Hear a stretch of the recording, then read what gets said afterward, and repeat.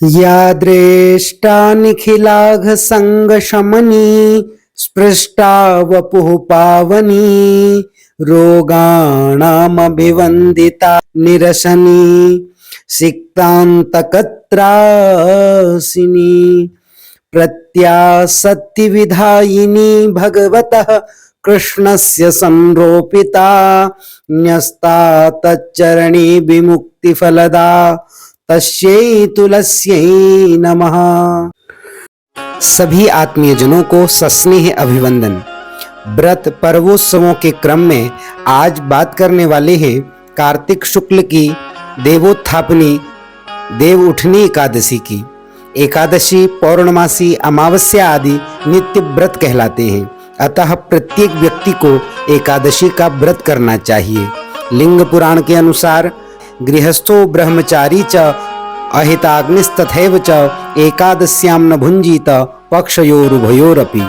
गृहस्थी हो, ब्रह्मचारी हो, निरग्निक हो या साग्निक, उन्हें दोनों पक्षों की एकादशी को भोजन नहीं ग्रहण करना चाहिए। एकादशी व्रत में मुख्यतया अन्न का त्याग करना चाहिए। ज्योतिष विज्ञान के अनुसार शुक्ल पक्ष के एकादशी तिथि को चंद्रमा की एकादश कलाओं का प्रभाव जीवों पर पड़ता है तथा कृष्ण पक्ष की एकादशी तिथि को सूर्यमंडल द्वारा 11 कलाओं का प्रभाव मानव जीवन पर पड़ा करता है। चंद्रमा का प्रभाव शरीर मन सभी पर रहने से इस तिथि में शरीर की अस्वस्थता और मन की चंचलता स्वाभाविक रूप से बढ़ जाती है।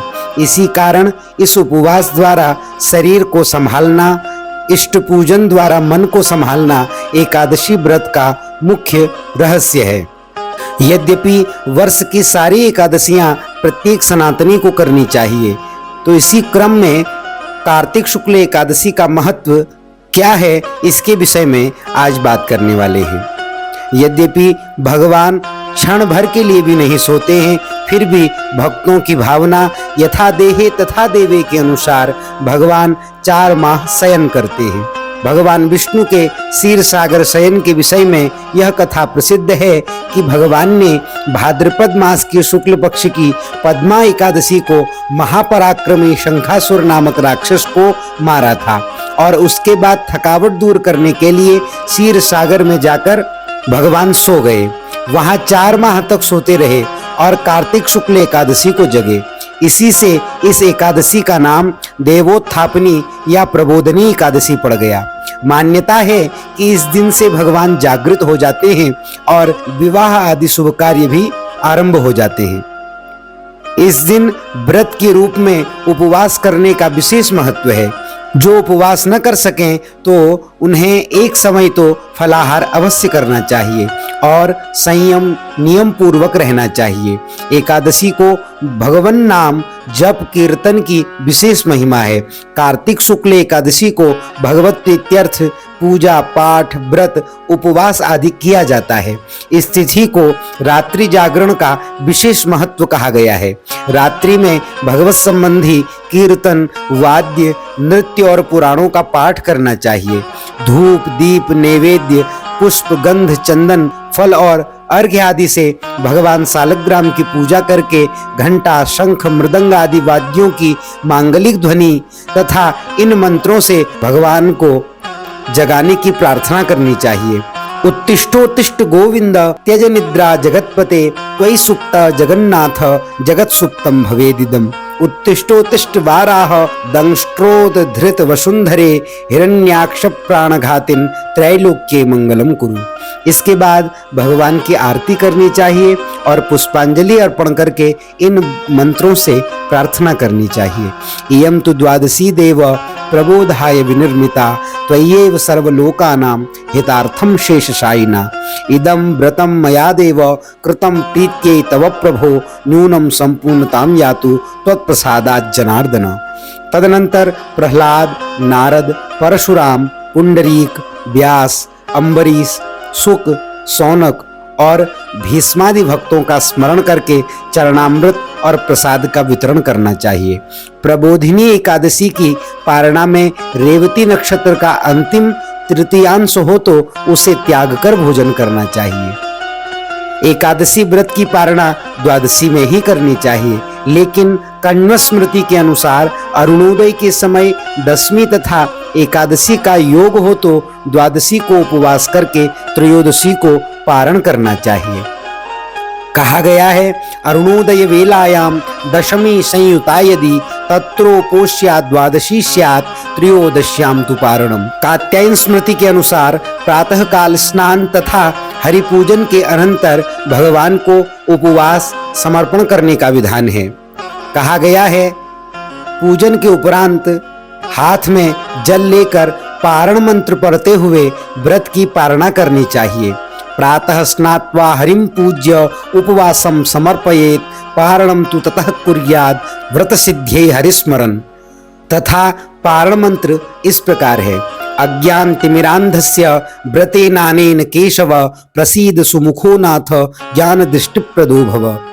कार्तिक शुक्ल एकादशी के दिन ही लोग तुलसी विवाह का भी आयोजन करते हैं।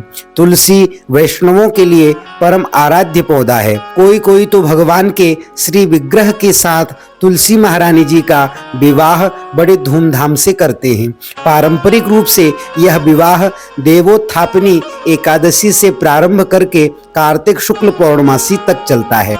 साधारणतया लोग तुलसी जी के पौधे के गमले को गेरुआ आदि से सजाकर उसके चारों ओर ईख अर्थात गन्ने का मंडप बनाकर उसके ऊपर ओढ़नी सुहाग के प्रतीक चुनरी ओढ़ाते हैं। गमले को साड़ी में लपेटकर तुलसी जी को चूड़ी चरेऊ माला इत्यादि पहनाकर उनका श्रृंगार करते हैं। तदनंतर गणपति आदि देवताओं का तथा श्री सालग्राम भगवान का विधिवत पूजन करके श्री तुलसी जी की षोडशोपचार पूजा करते हैं। पूजन में ओम तुलस्यै नमः इस नाम मंत्र से भगवती तुलसी जी का पूजन करते हैं। तत्पश्चात एक नारियल दक्षिणा के साथ टीका के रूप में रखते हैं तथा भगवान सालग्राम की मूर्ति का सिंहासन हाथ में लेकर तुलसी जी की परिक्रमा करते हैं। तदनंतर परिक्रमा के उपरांत सभी को भगवती तुलसी जी की आरती करने के बाद विवाह का उत्सव पूर्ण करना चाहिए। इस उत्सव में विवाह के समान ही अन्य कार्य भी होते हैं तथा विवाह के मंगल गीत भी गाए जाते हैं।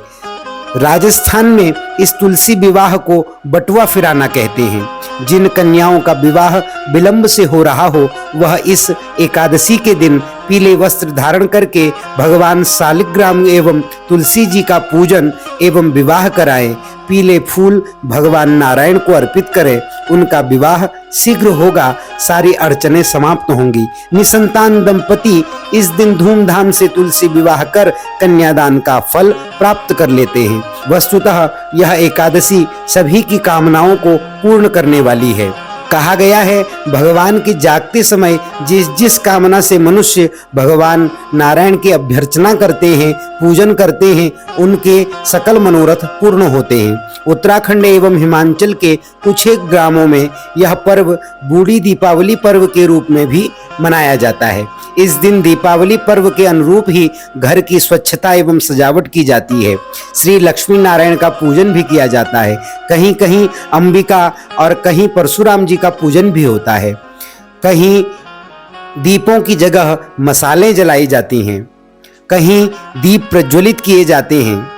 उत्तराखंड में 5 दिवसीय दीपोत्सव पर्व मात्र 5 दिवसीय न होकर के एकादशी पर्यंत मनाया जाता है। इसे एगास पर्व भी कहा जाता है, जो एकादशी का ही पर्याय है। इस दिन दीपोत्सव पर्व मनाने के पीछे किंवदंती यह है कि श्री राम के आगमन की सूचना उत्तराखंड वासियों को इसी दिन प्राप्त हुई थी, इसीलिए यहाँ इस दिन तक दीपावली मनाने का विधान है। कहीं कहीं इस पर्व को परशुराम जी की कथा से भी जोड़ा जाता है। अस्तु, आशा करता हूँ यह देवोत्थापनी व्रत की विधि एवं महत्व आप सभी के लिए लाभप्रद होगा।